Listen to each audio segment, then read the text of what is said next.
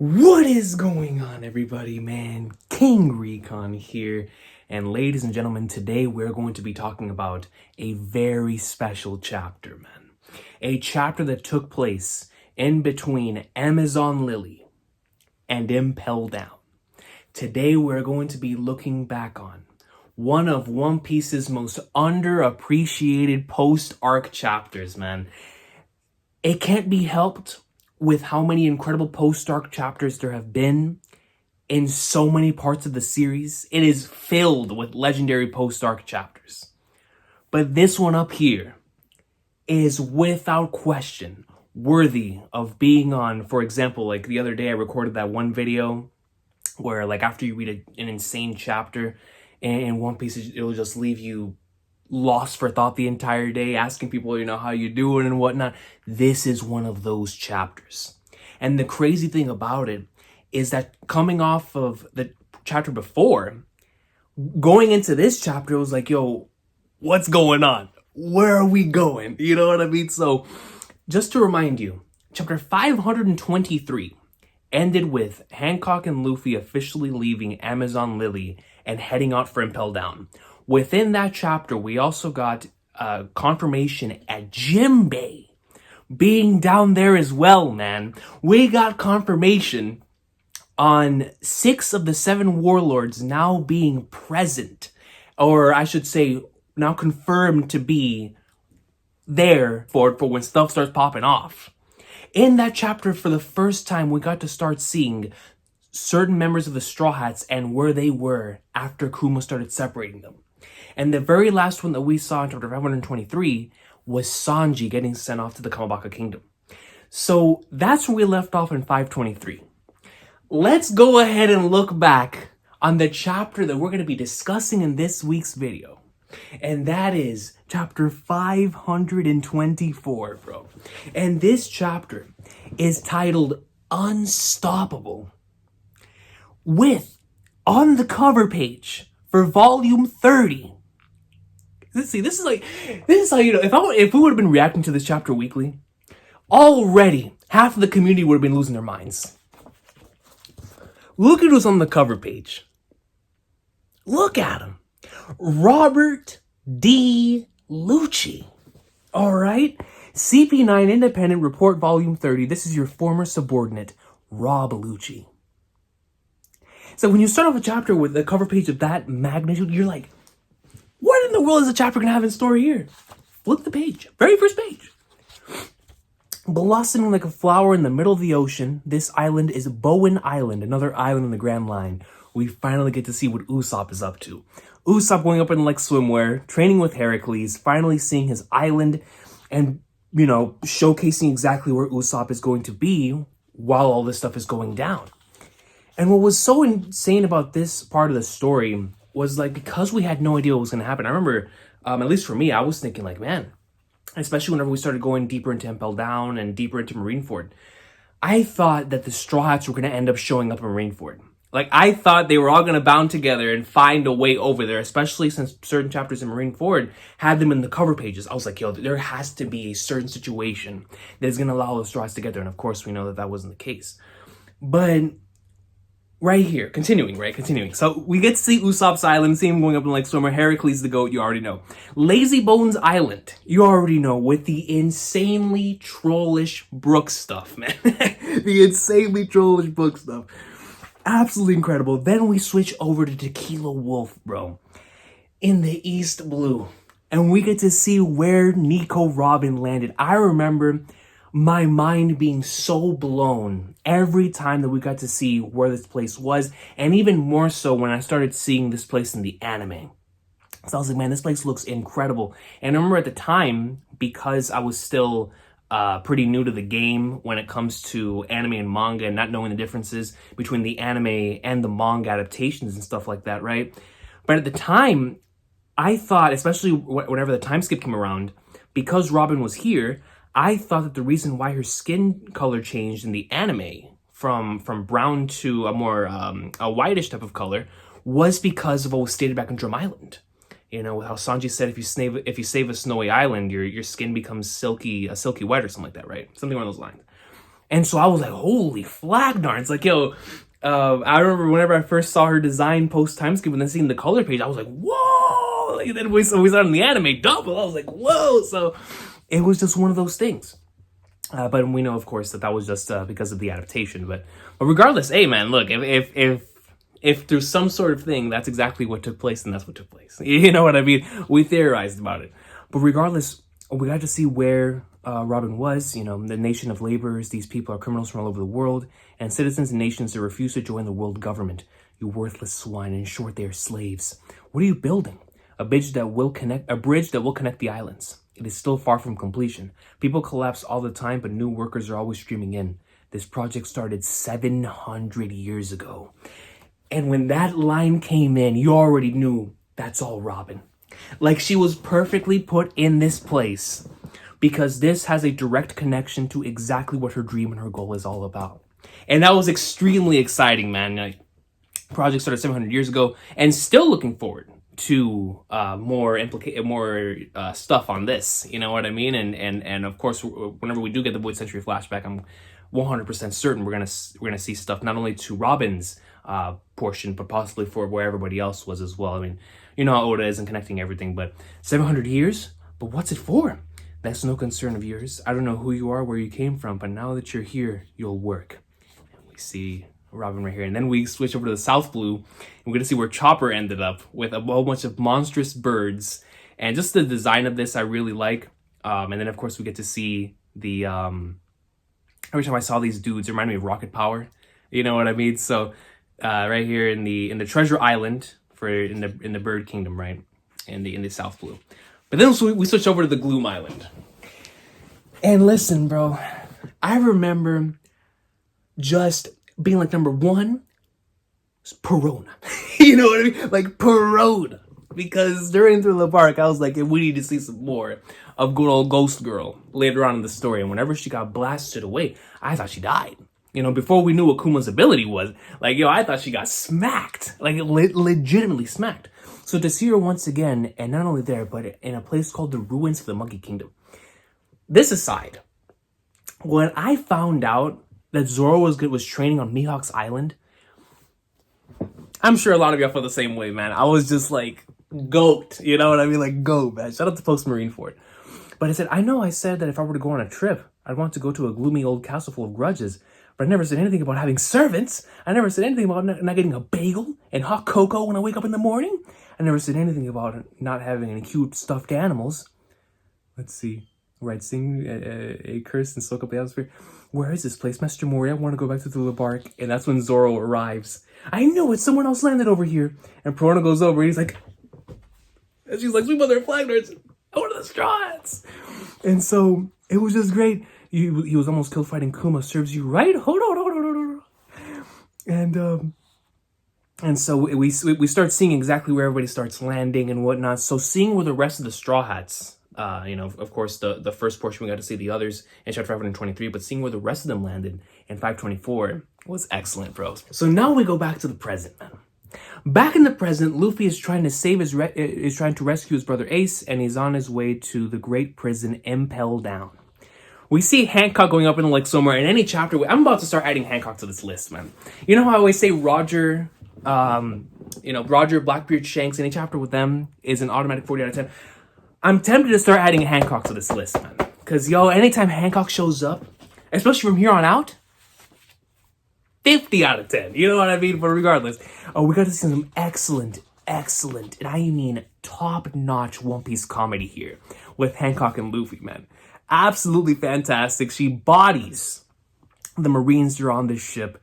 And I mean that literally. Like, legit, they were so shook that it turned into stone. You know what I mean? And then we see Hancock start imagining what Luffy would say to her. And so after all those wonderful comedic sequences between Luffy and Hancock, because, I could take a whole chapter of that. I could take a whole OVA, which I did in 3D2Y. But I could take a whole, 2-hour film on that. You know what I mean? Like, that's just, it's perfect. It's perfect. That gag with the two have together. But then we switch over to some stuff, man, and this is where it starts going crazy. This is when you start reaching that state of mind, like I was talking about in that video, where you start losing it. And you're like, hold on. Hold on, this is gonna have me, because already now you put the pieces together on where all the Straw Hats have been sent. You know, you have a good idea of where they're, even though these are places you've never seen before. Now you're like, okay, they've all been sent to their own islands, and you start theorizing based on that. Luffy and Hancock are headed over to Impel Down. Like, you can already start basing things around that, but then this is when we start reaching where what everyone else around the world is doing. How are other individuals preparing for what's about to start going down within this arc? Only 6, and when the narrator comes up, you already know, narrator Chan does not play. Only 6 days until Portgas D. Ace's execution.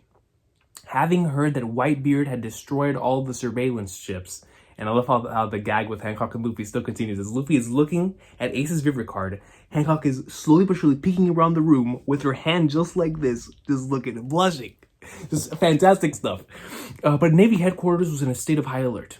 A horde of Navy men poured into the city of Marineford, and you start seeing like the dudes are pouring in. They are playing no games. You start seeing Hina, you start seeing Smoker and Tashigi, right? You start seeing some of the Vice Admirals, Aokiji, Kizaru, Sengoku. Like, yo, what is going on? You know what I mean? So it's like, you start seeing all these legends that we've been introduced to throughout the entirety of the series. And at this point, Smoker was still considered a massive threat. But you go a step above that, Aokiji bodied us. And I understand that after that, Luffy started learning some new techniques and whatnot, but it's the way that he manhandled them where you were like, yo, the Admirals are no joke. Then Kizaru did what he did on Sabaody. And automatically, like, your brain just starts going flaggers. These dudes are on another level. And so just seeing 2 of them in one area together was enough. It's like, yo, that's enough, man. Like, relax, right? But Luffy showed Musi Sengoku, meanwhile, at the sacred land of Marijoa. And you turn the page.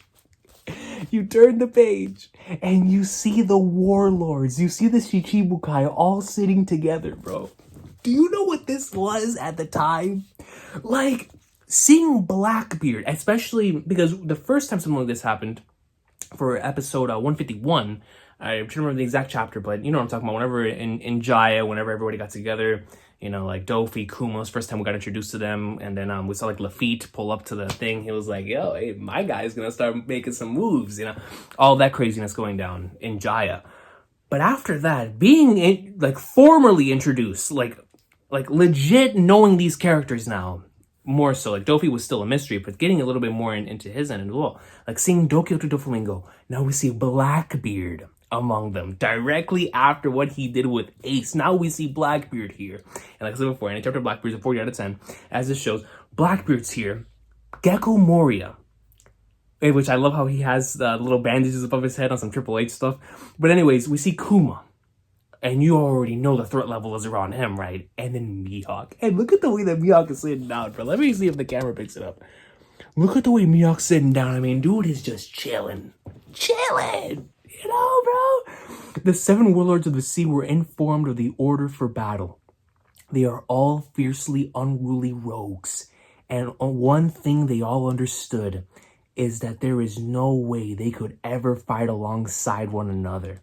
And it was so dope just seeing all of them together like this, because what it showcased was they don't want to work together, but because they're all under contract here with the government, they're going to have to. And the fact that they're all here, everyone is piling here. Everyone is starting to gather in both Marijoa and Marineford for what's to come for this battle. It's just the setup. The setup was nuts. And then you switch over to the last part of the page and the chapter. We continue from chapter 523 when Garp walked down to Ace, man. And granted, this is before we learned so many different things. So we still believe that Ace is Garp's grandson. We still, at least for me, I firmly believed that Ace was still Garp's grandson 110%.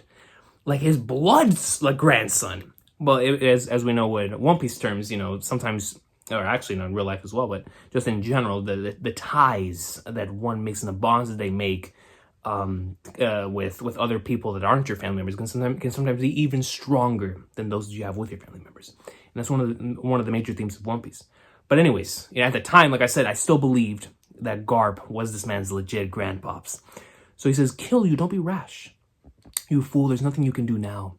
Whitebeard won't stop if you die. Nothing can prevent this war now. We've angered the king of the sea. And we see Ace just in this one panel, you can tell. Like, yo, I do not want to be the cause behind this massive battle that's about to take place, bro. Like, we already know exactly, or we know in the future, like, not at the time, but in the future, we know exactly how, like, the man feels. We knew why it is that he did so many things on his own. He didn't want to be a burden to other people. But here in the moment, knowing that Whitebeard is on the way, Ace is still imprisoned, Luffy's heading towards him, the Shichibukai have gathered on top on the Marijoa. The Marines are starting to gather in Marineford, the top tiers in the verse. And it's like, yo, like, you know what I mean? Like, yo, what is going on? And so that is the end of the chapter. But I just wanted to give a highlight to this chapter because this is something, or this is a chapter that was so vital in setting up the rest of the arc from here on out. Because it upped the ante and the stakes in terms of whenever we left Marineford, or whenever we left Impel Down, and we saw everything start gathering, like when we saw the Shichibukai start gathering, when we saw the Admirals who are there, we had that because of this chapter. This chapter put in the stepping stones for what would be one of the greatest arcs in the history of manga, you know, in Marineford. And so this chapter is extremely important on both sides. You know, number one, of course, after Kuma separated the Straw Hats, wanting to see where the rest of the Straw Hats were after the last chapter and seeing where everybody showed up, you know, it was great because we got a little bit, but not too much. You know, we got to see a lot of, enough to where we could speculate and be like, okay, what are they going to end up doing here? And still at the time, like, yo, what is Oda going to do with the Straw Hats? Like, are they all going to end up leaving this island in order to go invade Marineford too, or to go help him save Ace, or what's going to happen? You know, time skip didn't exist at the time, so that was already a bunch of fun. Luffy and Hancock comedy, like I said, A-class, top tier. But when the narrator starts talking, and we see Luffy's serious expression, which we barely get to see within the story whenever he's just chilling on his own, and you get to see everybody pouring into Marineford, bro, the top tiers. You go into the land of Marijoa, we see the Shichibukai start gathering. Then Garp tells Ace that the war cannot be stopped. They have officially angered the King of the Sea. Whitebeard is on the move. It's gold, man. It's legendary. And just a little bit of insight, the following chapter starts off with Garp and Ace's conversation about having the true father, and Ace talking about, like, no, my true pops is Whitebeard and stuff. So, you know, there's so many. It was an incredible stretch of chapters, as the entire Paramount War saga is arguably probably my favorite stretch of chapters ever, right? It is that good. But this chapter, between the craziness of Sabaody not knowing anything, going into Amazon Lily, and then leaving Amazon Lily, getting so many answers into what's going down with the Straw Hats, and what is happening around the world with the Shichibukai, with the Admirals, how everybody's preparing, seeing Ace again with Garb, and it's like, what a chapter. This would have been one of those chapters that if we were reviewing it and or reacting to it in the community, like if the community existed in the way it does today, back then, from a YouTube side, this would have been one of those chapters that you would have seen all of us dropping videos, afterthoughts, discussions, theories, live streams. Like, it would have been one of those chapters, you know what I mean? And that's why I wanted to talk about it today, because it is such an important and vital chapter to the overall story, but I never hear it being talked about. And like I said, I understand why, because there's so many other incredible post-arc chapters, most of them being stuff that brought up questions that have yet to be answered, going as far back as like Water 7, right? Whenever we finished Ponestini's Lobby and seeing like Monkey D. Dragon is Luffy's father, and being like, holy flagnard, and we still have need to find out more about Dragon and stuff like that. You know, little stuff like that. Or even though we got answers to a majority of the other stuff that was in there, like who the Yonkos are and who they truly are. You know, seeing with our two eyes, Ace and Blackbeard, and how their stuff was resolved, and same thing with Shanks versus Whitebeard and stuff like that, right? And then going further down, like Reverie and Post Dressrosa, you know, post Zoe, going into in between acts of Wano. Like, I understand why it's not brought up as often as the others, but I just wanted to put a spotlight on it because it is such a magnificent post-arc chapter, and it just goes to show that if this chapter, which to me is absolutely incredible, isn't talked about as being one of the best post-arc chapters, and that's how you know this series truly has some legendary transition chapters, man. Like that go in between arcs, that a chapter like this isn't mentioned that often, and it's still this good. So yeah, man, definitely go back and reread chapter 524 sometime today if you get a chance, because it is a magnificent chapter, and it's one that will immediately, like, ever since I went back and I started preparing for this video and just looking back and reading on it, it just had me in a massive Marineford mood, and just in the Paramount War Saga mood. Like, I voted for Ace and Whitebeard and Shanks, and like things today I'm thinking about voting for like Hancock and stuff, right? So I'm like, it's had me in the mood for the Paramount War Saga, and this on top of like the stuff that just took place in the anime with like episode 957 covering the chapter 956, and just all of that stuff like Shibukai and everything. It just has me in a mood for that era of the story. So I'm super excited. And plus we're getting a new chapter this week finally for the manga. So just the hype overall for the best-selling manga in history is it's high. It's really, really high. So I just wanted to go back and talk about this chapter and just have some fun, man. Looking back on a chapter that, without question, like I said, if we were doing videos on it back then, would have been losing our minds. we would have been going crazy. This would have been one of those Santa hat level chapters, bro. You feel me?